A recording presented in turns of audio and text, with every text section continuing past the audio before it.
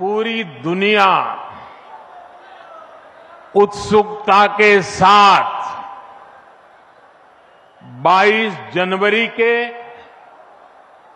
ऐतिहासिक क्षण का इंतजार कर रही है।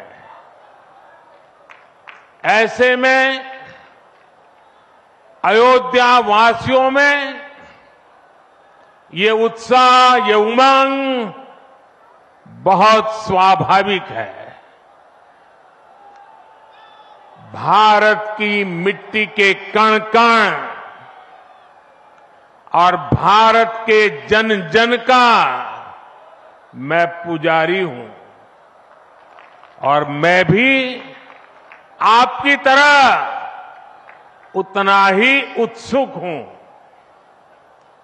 हम सभी का ये उत्साह, ये उमंग थोड़ी देर पहले अयोध्या की सड़कों पर भी पूरी तरह नजर आ रहा था। ऐसा लगता था कि पूरी अयोध्या नगरी ही सड़क पर उतर आई हो।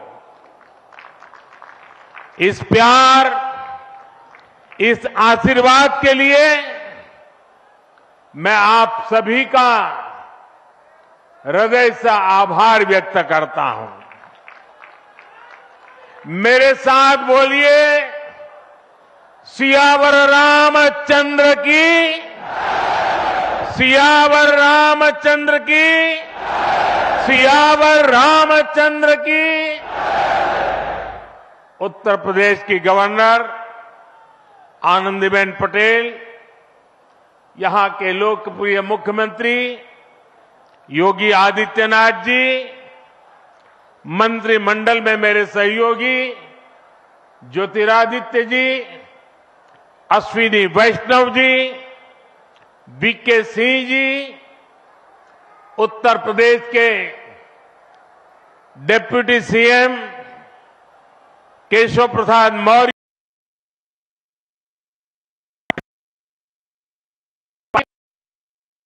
सांसद और विधायकगण और विशाल संख्या में आए मेरे परिवारजनों,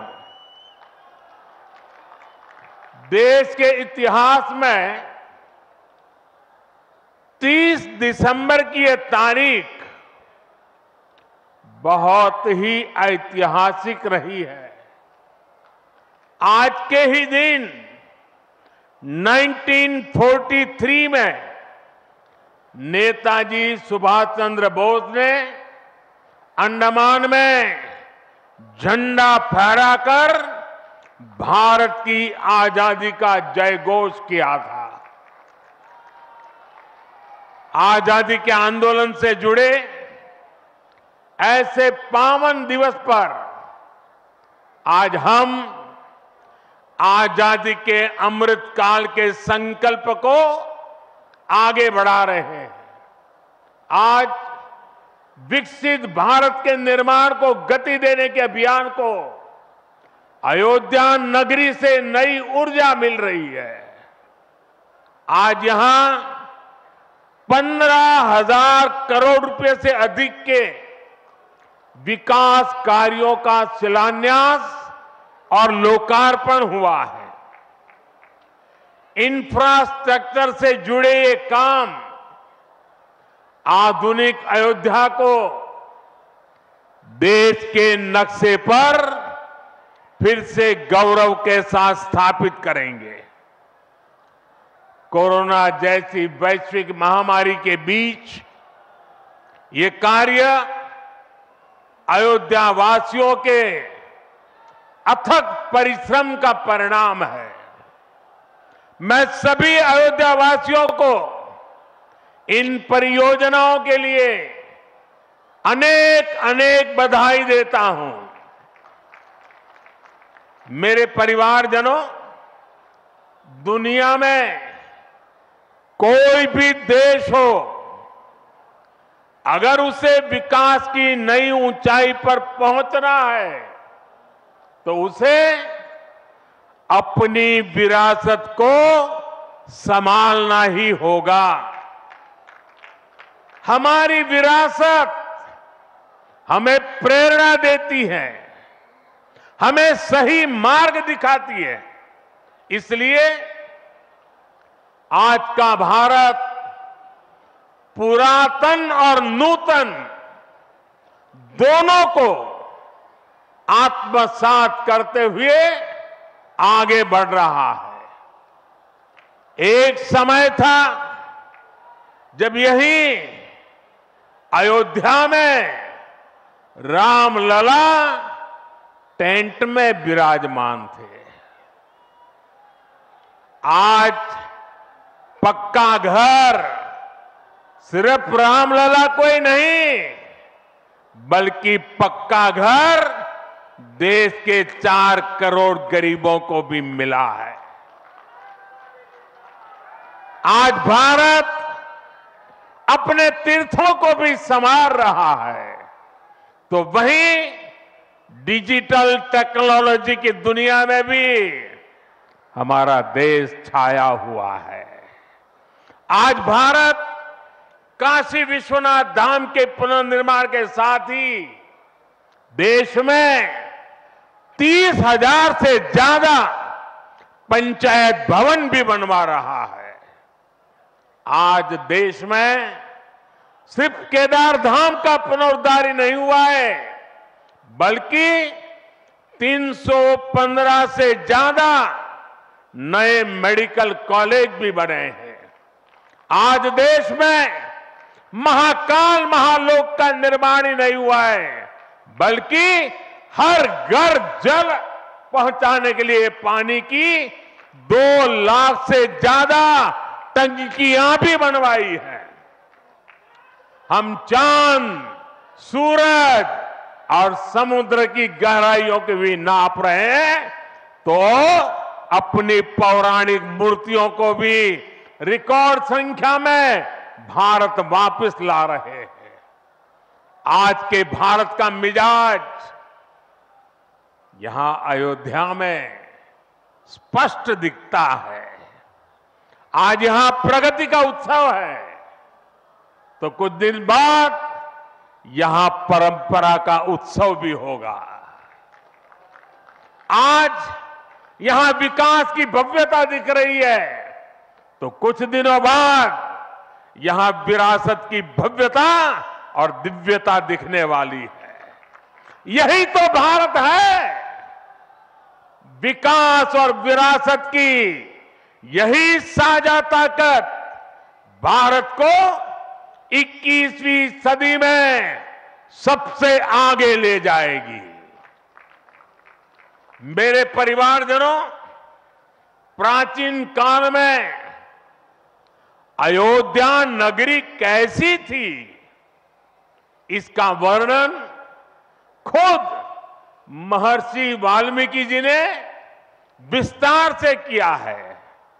उन्होंने लिखा है, कोसलो नाम मुदितः स्फीतो जनपदो महान निविष्ट सरयू तीरे प्रभुत धन धान्यवान। अर्थात वाल्मीकि जी बताते हैं कि महान अयोध्यापुरी धन धान्य से परिपूर्ण थी, समृद्धि के शिखर पर थी और आनंद से भरी हुई थी। यानी अयोध्या में विज्ञान और वैराग्य तो था ही, उसका वैभव भी शिखर पर था। अयोध्या नगरी की उसी पुरातन पहचान को हमें आधुनिकता से जोड़कर वापस लाना है।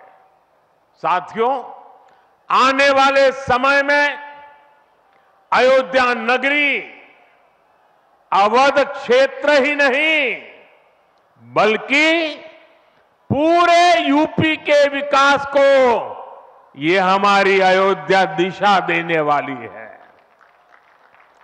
अयोध्या में श्री राम का भव्य मंदिर बनने के बाद यहां आने वाले लोगों की संख्या में बहुत बड़ी वृद्धि होगी। इसे ध्यान में रखते हुए हमारी सरकार अयोध्या में हजारों करोड़ रुपयों के विकास कार्य करा रही है, अयोध्या को स्मार्ट बना रही है। आज अयोध्या में सड़कों का चौड़ीकरण हो रहा है, नए फुटपाथ बन रहे हैं, आज अयोध्या में नए फ्लाईओवर बन रहे हैं, नए पुल बन रहे हैं। अयोध्या को आसपास के जिलों से जोड़ने के लिए भी यातायात के साधनों को सुधारा जा रहा है। साथियों, आज मुझे अयोध्या धाम एयरपोर्ट और अयोध्या धाम रेलवे स्टेशन का लोकार्पण करने का सौभाग्य मिला है। मुझे खुशी है कि अयोध्या एयरपोर्ट का नाम महर्षि वाल्मीकि के नाम पर रखा गया है। महर्षि वाल्मीकि ने हमें रामायण के माध्यम से प्रभु श्री राम के कृतित्व से परिचित करवाया। महर्षि वाल्मीकि के लिए प्रभु श्री राम ने कहा था, तुम त्रिकालदर्शी मुनिनाथा, तुम त्रिकालदर्शी मुनिनाथा, विश्व बदर जिमी तुमरे हाथा। अर्थात हे मुनिनाथ, आप त्रिकालदर्शी हैं, संपूर्ण विश्व आपके लिए हथेली पर रखे हुए बेर के समान है। ऐसे त्रिकालदर्शी महर्षि वाल्मीकि जी के नाम पर अयोध्या धाम एयरपोर्ट का नाम इस एयरपोर्ट में आने वाले हर यात्री को धन्य करेगा। महर्षि वाल्मीकि द्वारा रचित रामायण वो ज्ञान मार्ग है जो हमें प्रभु श्री राम से जोड़ती है। आधुनिक भारत में महर्षि वाल्मीकि इंटरनेशनल एयरपोर्ट अयोध्या धाम हमें दिव्य भव्य नव्य राम मंदिर से जोड़ेगा। जो ये नया एयरपोर्ट बना है उसकी क्षमता हर साल 10 लाख यात्रियों को सेवा करने की क्षमता है। जब इस एयरपोर्ट के दूसरे चरण का काम भी पूरा हो जाएगा तो महर्षि वाल्मीकि इंटरनेशनल एयरपोर्ट पर हर साल 60 लाख यात्री आ जा सकेंगे। अभी अयोध्या धाम रेलवे स्टेशन पर हर रोज 10-15 हजार लोगों को उनकी सेवा करने की क्षमता है। स्टेशन का पूरा विकास होने के बाद अयोध्या धाम रेलवे स्टेशन पर हर रोज 60,000 लोग आ जा सकेंगे।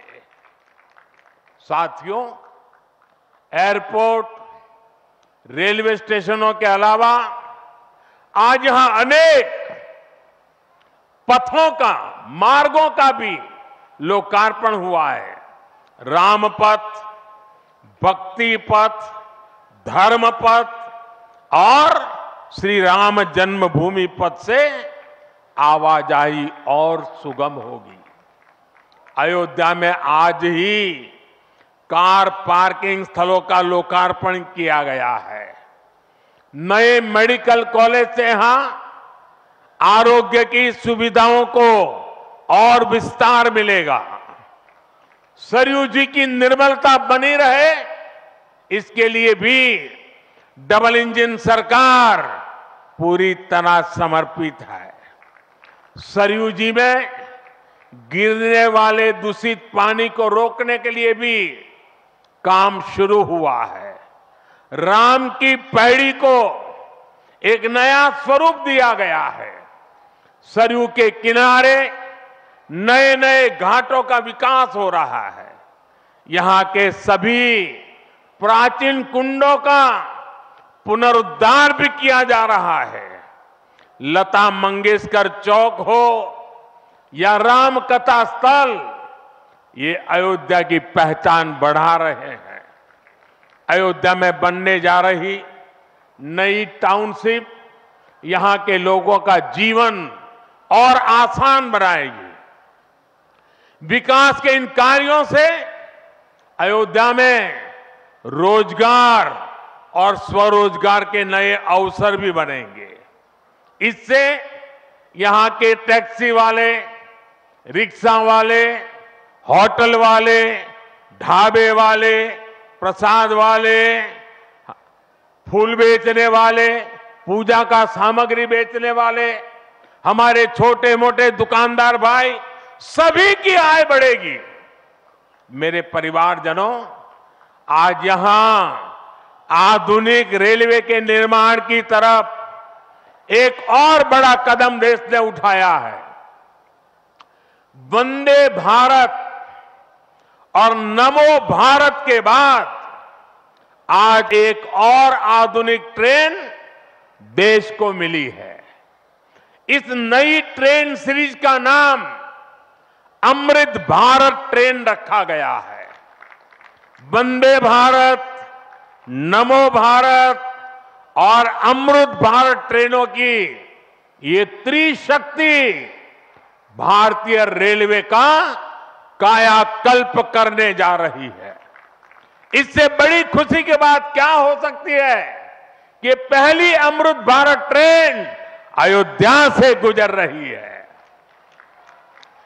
Delhi Darbhanga Amrit Bharat express train Delhi, UP, Bihar के लोगों की यात्रा को आधुनिक बनाएगी। इससे बिहार के लोगों के लिए भव्य राम मंदिर में विराजने जा रहे रामलला के दर्शन को और सुगम बनाएगी। ये आधुनिक अमृत भारत एक्सप्रेस ट्रेन विशेष रूप से हमारे गरीब परिवार, हमारे श्रमिक साथियों को बहुत मदद करेगी। श्री रामचरित मानस में गोस्वामी तुलसीदास जी ने कहा है, परहित सरिस धर्म नहीं भाई, पर पीड़ा सम नहीं अदमाई। अर्थात दूसरों की सेवा करने से बड़ा और कोई धर्म, कोई और कर्तव्य नहीं है। आधुनिक अमृत भारत ट्रेनें गरीब की सेवा इसी भावना से ही शुरू की गई है। जो लोग अपने काम के कारण अक्सर लंबी दूरी का सफर करते हैं, जिनकी उतनी आमदनी नहीं है, वे भी आधुनिक सुविधाओं और आरामदायक सफर के हकदार हैं। गरीब के जीवन की भी गरिमा है। इसी ध्येय के साथ इन ट्रेनों को डिजाइन किया गया है। आज ही पश्चिम बंगाल और कर्नाटका के साथियों को भी उनके राज्य की पहली अमृत भारत एक्सप्रेस ट्रेन मिली है। मैं इन राज्यों को भी अमृत भारत ट्रेनों की बधाई दूंगा। मेरे परिवारजनों, विकास और विरासत को जोड़ने में वंदे भारत एक्सप्रेस बहुत बड़ी भूमिका निभा रही है। देश की पहली वंदे भारत एक्सप्रेस ट्रेन काशी के लिए चली थी। आज देश के 34 रूट पर वंदे भारत एक्सप्रेस ट्रेनें चल रही है। काशी, वैष्णो देवी के लिए कटरा, उज्जैन, पुष्कर, तिरुपति, शिरडी, अमृतसर, मदुरई, आस्था के ऐसे हर बड़े केंद्रों को वंदे भारत जोड़ रही है। इसी कड़ी में आज अयोध्या को भी वंदे भारत ट्रेन का उपहार मिला है। आज अयोध्या धाम जंक्शन आनंद विहार वंदे भारत शुरू की गई है। इसके अलावा आज कटरा से दिल्ली, अमृतसर से दिल्ली, कोयम्बटूर बेंगलुरु, मंगलुरु मडगांव, जालना मुंबई, इन शहरों के बीच भी वंदे भारत की नई सेवाएं शुरू हुई है। वंदे भारत में गति भी है, वंदे भारत में आधुनिकता भी है और वंदे भारत में आत्मनिर्भर भारत का गर्व भी है। विशेष तौर पर युवा पीढ़ी को ये ट्रेन बहुत पसंद आ रही है। साथियों, हमारे देश में प्राचीन काल से ही तीर्थ यात्राओं का अपना महत्व रहा है, अपना गौरवशाली इतिहास रहा है। बद्री विशाल से सेतुबंध रामेश्वरम की यात्रा, गंगोत्री से गंगा सागर की यात्रा, द्वारकाधीश से जगन्नाथपुरी की यात्रा, द्वादश ज्योतिर्लिंग की यात्रा, 4 धामों की यात्रा, कैलाश मानसरोवर यात्रा, कांवड़ यात्रा, शक्ति पीठों की यात्रा, पंढरपुर यात्रा, आज भी भारत के कोने कोने में कोई न कोई यात्रा निकलती रहती है। लोग आस्था के साथ उनसे जुड़ते रहते हैं। तमिलनाडु में भी कई यात्राएं प्रसिद्ध हैं। शिवस्थल पाद यात्रिरई, मुरुगनंकु कावड़ी यात्रिरई, वैष्णव तिरुपति यात्रिरई, अस्मन तिरुत्तल यात्रिरई, केरला में सबरीमाला यात्रा हो, आंध्र तेलंगाना में मेदाराम में समक्का और सरक्का की यात्रा हो, नागोबा यात्रा, इनमें लाखों की संख्या में श्रद्धालु जुड़ते हैं। यहां बहुत कम लोगों को पता होगा कि केरला में भगवान राम और उनके भाइयों भरत, लक्ष्मण और शत्रुघ्न के धाम की भी यात्रा होती है। ये यात्रा नालंबम यात्रा के नाम से जानी जाती है। इसके अलावा देश में कितनी ही परिक्रमाएं भी जारी रही है। गोवर्धन परिक्रमा, पंचकोशी परिक्रमा, 84 कोसी परिक्रमा, ऐसी यात्राओं और परिक्रमाओं से हर भक्त का ईश्वर के प्रति जुड़ाव और मजबूत होता है। बौद्ध धर्म में भगवान बुद्ध से जुड़े स्थलों गया, लुम्बिनी, कपिलवस्तु, सारनाथ, कुशीनगर की यात्राएं होती हैं। राजगीर बिहार में बुद्ध अनुयायियों की परिक्रमा होती है। जैन धर्म में पावागढ़, समेत शिखर जी, पालीताना, कैलाश की यात्रा हो। सिखों के लिए पंच तख्त यात्रा और गुरुधाम यात्रा हो। अरुणाचल प्रदेश में नॉर्थ ईस्ट से परशुराम कुंड की विशाल यात्रा हो।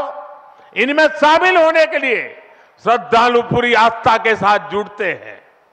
देश भर में सदियों से हो रही इन यात्राओं के लिए वैसा ही समुचित इंतजाम भी किए जाते हैं। अब अयोध्या में हो रहे ये निर्माण कार्य यहां आने वाले हर राम भक्त के लिए अयोध्या धाम की यात्रा को, भगवान के दर्शन को और आसान बनाएंगे। साथियों, ये ऐतिहासिक क्षण बहुत भाग्य से हम सभी के जीवन में आया है। हमें देश के लिए नव संकल्प लेना है, खुद को नई ऊर्जा से भरना है। इसके लिए 22 जनवरी को आप सभी अपने घरों में, मैं पूरे देश के 140 करोड़ देशवासियों को अयोध्या की इस पवित्र भूमि से प्रार्थना कर रहा हूं। अयोध्या की प्रभु राम की नगरी से प्रार्थना कर रहा हूं। मैं 140 करोड़ देशवासियों को हाथ जोड़ करके प्रार्थना कर रहा हूं कि आप 22 जनवरी को जब अयोध्या में प्रभु राम विराजमान हो, अपने घरों में भी श्री राम ज्योति जलाएं, दीपावली मनाएं। 22 जनवरी की शाम पूरे हिंदुस्तान में जगमग जगमग होनी चाहिए। लेकिन साथ ही मेरे सभी देशवासियों से एक करबद्ध प्रार्थना और भी है। हर किसी की इच्छा है कि 22 जनवरी को होने वाले आयोजन का साक्षी बनने के लिए वो स्वयं अयोध्या आए। लेकिन आप भी जानते हैं कि हर किसी का आना संभव नहीं है। अयोध्या में सबका पहुंचना बहुत मुश्किल है और इसलिए सभी राम भक्तों को, देश भर के राम भक्तों को, उत्तर प्रदेश के विशेष करके राम भक्तों को मेरा हाथ जोड़ करके प्रणाम के साथ प्रार्थना है, मेरा आग्रह है कि 22 जनवरी को एक बार विधि पूर्वक कार्यक्रम हो जाने के बाद 23 तारीख के बाद अपनी सुविधा के अनुसार वो अयोध्या आए। अयोध्या आने का मन 22 तारीख को न बनाए। प्रभु राम जी को तकलीफ हो ऐसा हम भक्त कभी कर नहीं सकते हैं। प्रभु राम जी पधार रहे हैं तो हम भी कुछ दिन इंतजार करें। 550 साल इंतजार किया है, कुछ दिन और इंतजार कीजिए। और इसलिए सुरक्षा के लिहाज से, व्यवस्था के लिहाज से मेरी आप सबसे बार बार प्रार्थना है कि कृपा करके, क्योंकि अब प्रभु राम के दर्शन, अयोध्या का नव्य भव्य दिव्य मंदिर आने वाली सदियों तक दर्शन के लिए उपलब्ध है। आप जनवरी में आए, फरवरी में आए, मार्च में आए, 1 साल के बाद आए, 2 साल के बाद आए, मंदिर है ही। और इसलिए 22 जनवरी को यहां पहुंचने के लिए भीड़भाड़ करने से आप बचिए, ताकि यहां जो व्यवस्था है, मंदिर के जो व्यवस्थापक लोग हैं, मंदिर का जो ट्रस्ट है, हमें इतना पवित्र काम उन्होंने किया है, इतनी मेहनत करके किया है, पिछले 3-4 साल से दिन रात काम किया है, उनको हमारी तरफ से कोई तकलीफ नहीं होनी चाहिए। और इसलिए मैं बार बार आग्रह करता हूं कि 22 को यहां पहुंचने का प्रयास हम न करें। कुछ ही लोगों को निमंत्रण गया है, वे लोग आएंगे और 23 के बाद सारे देशवासियों के लिए आना बड़ा सरल हो जाएगा। साथियों, आज मेरा एक आग्रह मेरे अयोध्या के भाई बहनों से है। आपको देश और दुनिया के अनगिनत अतिथियों के लिए तैयार होना है। अब देश दुनिया के लोग लगातार हर रोज अयोध्या आते रहेंगे। लाखों की तादाद में लोग आने वाले हैं, अपनी अपनी सुविधा से आएंगे। कोई 1 साल में आएगा, 2 साल में आएगा, 10 साल में आएगा, लेकिन लाखों लोग आएंगे। और ये सिलसिला अब अनंत काल तक चलेगा, अनंत काल तक चलेगा। इसलिए अयोध्या वासियों को, आपको भी एक संकल्प लेना है, और ये संकल्प है अयोध्या नगर को भारत का सबसे स्वच्छ शहर बनाने का।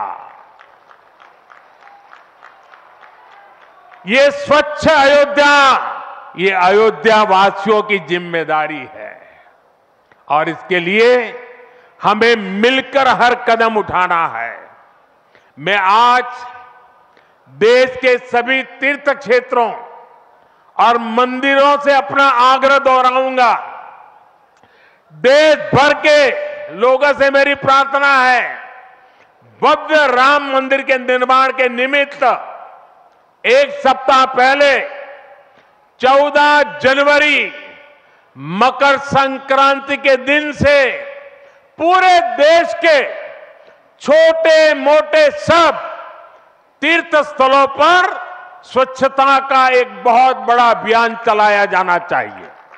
हर मंदिर, हिंदुस्तान के हर कोने में हमें उसकी सफाई का अभियान मकर संक्रांति 14 जनवरी से 22 जनवरी तक हमें चलाना चाहिए। प्रभु राम पूरे देश के हैं और प्रभु राम जी जब आ रहे हैं तो हमारा एक भी मंदिर, हमारा एक भी तीर्थ क्षेत्र उसका और उसके परिसर के इलाके का अस्वच्छ नहीं होना चाहिए, गंदगी नहीं होना चाहिए। साथियों, अब से कुछ देर पहले मुझे अयोध्या नगरी में ही एक और सौभाग्य प्राप्त हुआ है। आज मुझे खुशी है ये बताते हुए कि उज्ज्वला गैस कनेक्शन की 10 करोड़वीं लाभार्थी बहन के घर मुझे जाकर के चाय पीने का मौका मिला। जब 1 मई 2016 को हमने यूपी के बलिया से उज्ज्वला योजना शुरू की थी तो कोई कल्पना भी नहीं कर सकता था कि ये योजना सफलता की इस ऊंचाई पर पहुंचेगी।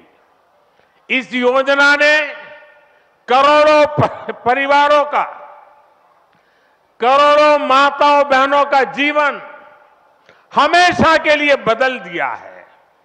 उन्हें लकड़ी के धुएं से मुक्ति दिलाई है। साथियों, हमारे देश में गैस कनेक्शन देने का काम 60-70 साल पहले शुरू किया गया था, 6-7 दशक पहले।